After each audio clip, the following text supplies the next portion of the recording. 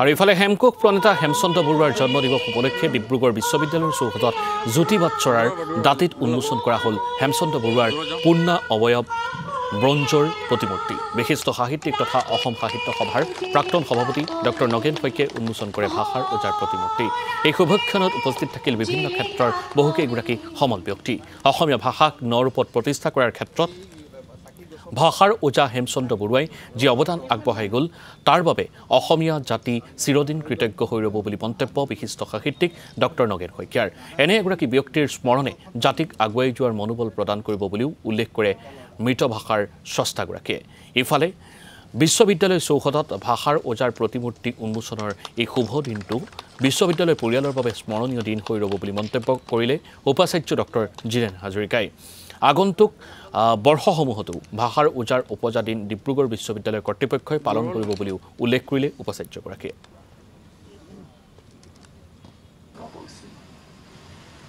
কোনো সন্দেহ নাই আমেৰিকান বেপ্টিষ্ট মিছনেৰীসকলে অসমীয়া ভাষাক ৰক্ষা কৰিবৰ কাৰণে প্ৰথম তেওঁলোকে কলম ধৰিছিল, কিন্তু তেওঁলোকৰ ভাষাৰ যিটো ৰূপ সেই ৰূপটোৰ লগত হেমচন্দ্ৰ বৰুৱা ডাঙৰীয়াই অকণমান তেওঁ তাক একেবাৰে পূৰ্ণ ৰূপত সমৰ্থন কৰিবলৈ দি অসুবিধা পাইছিল। এইবাবে যে অসমীয়া ভাষাৰ যিটো মূল সেইটো সংস্কৃতৰ পৰা অহা আৰু তাৰ লগত অন্যান্য আমাৰ বিভিন্ন জনগোষ্ঠীৰ শব্দ প্ৰকাশভংগীও লগ হৈছে আৰু এনেকৈ আমাৰ ভাষাটো গঢ় লৈ উঠিছে। হেমচন্দ্ৰ বৰুৱাই সেই গুৰিটো লৈ গ'ল আৰু অভিধানখনত তেওঁ সেই গুৰিটোৰ ওপৰত ভিত্তি কৰি আমাৰ জাতীয় জীৱনৰ এই যিটো ভাষাৰ ভেটি সেইটো নকৈ সুন্দৰকৈ বান্ধি থোৱাৰ ব্যৱস্থা কৰিলে। আমি গোটেই জাতিটোৱে সকলো সময়ৰ বাবে হেমচন্দ্ৰ বৰুৱাৰ নামত কৃতজ্ঞ হৈ থাকিব। দ্বিতীয়তে মোৰ মনত পৰিছে যে বেজবৰুৱাই কৈছিল যে অসমীয়া ভাষা মই ভালকৈ ক'বলৈ লিখিবলৈ শিকিলোঁ হেমচন্দ্ৰ বৰুৱাৰ যিখন দ্বিভাষিক বাতৰি কাকত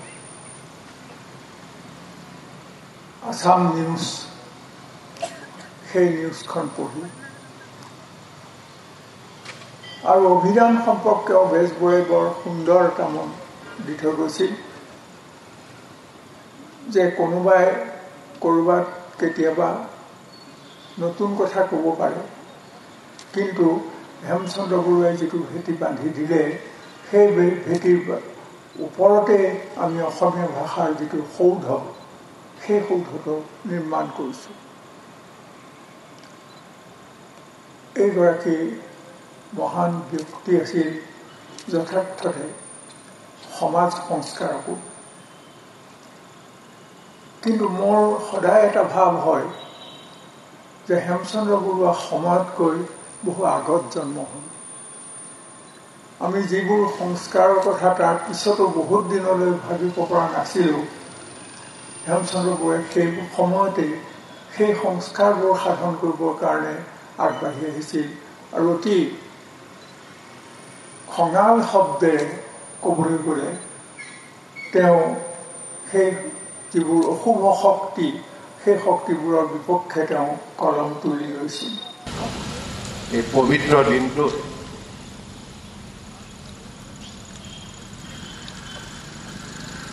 আজি এই অনুষ্ঠানত উপস্থিত সকলোকে মোৰ হিয়াভৰা শ্ৰদ্ধা, সেৱা আৰু মৰম যাচিছোঁ। আজি আমাৰ ভাষাৰ ওজা হেমচন্দ্ৰ বৰুৱাদেৱৰ ১৯০তম জন্মদিবস আৰু এই জন্মদিবসৰ লগত সংগতি ৰাখি আমি এই ডিব্ৰুগড় বিশ্ববিদ্যালয়ৰ এই স্থানতে ওজাগৰাকীৰ এটা পূৰ্ণ আয়বৰ অভয়ৰ ব্ৰঞ্জৰ প্ৰতিমূৰ্তি স্থাপন কৰা হৈছে আৰু এই প্ৰতিমূৰ্তি স্থাপনত আমাক সম্পূৰ্ণ সহায় সহযোগ আগবঢ়ালে এই ডিব্ৰুগড় বিশ্ববিদ্যালয়ৰ কৰ্তৃপক্ষই।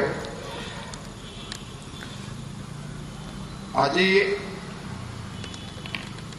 তেখেতসকলে দিয়া সহায় সহযোগৰ বাবেই আমি এই স্থানত এই মূৰ্তিজনা স্থাপন কৰিব পাৰিছোঁ আৰু এইটো এটা আমাৰ কাৰণে স্মৰণীয় দিন হৈ ৰ'ব আৰু সেইকাৰণে আমি ডিব্ৰুগড় বিশ্ববিদ্যালয় আজিৰ দিনটো আচলতে হেমচন্দ্ৰ বৰুৱাৰ এই দিনটো প্ৰতি বছৰে ডিব্ৰুগড় বিশ্ববিদ্যালয়ত আমি বিশ্ববিদ্যালয় কৰ্তৃপক্ষৰ ফালৰ পৰা উদযাপন কৰিম।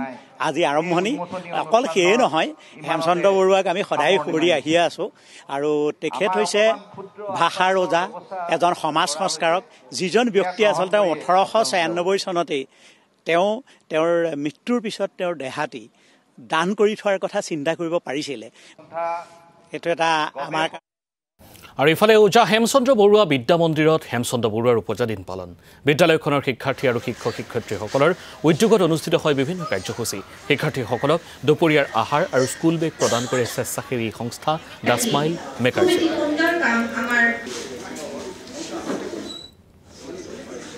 আজি ভাষাৰ ওজা হেমচন্দ্ৰ বৰুৱাৰ জন্ম দিৱস।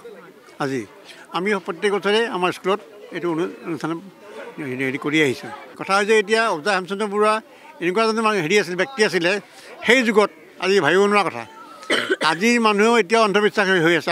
আমি এতিয়া অন্ধবিশ্বাসী এতিয়াও হৈ আছোঁ, কিন্তু সেই যুগত তেওঁ অন্ধবিশ্বাসৰ বিৰুদ্ধে ফাইট কৰিছিলে।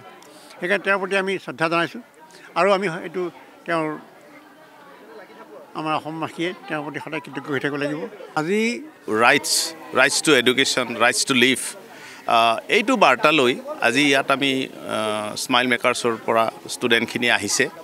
তেওঁলোকে ষ্টুডেণ্টখিনিৰ ওচৰত স্কুল বেগ ডিষ্ট্ৰিবিউট কৰাৰ কথা আৰু এটা সৰু মিল এটা যোগাৰ কৰিছে আৰু এইটো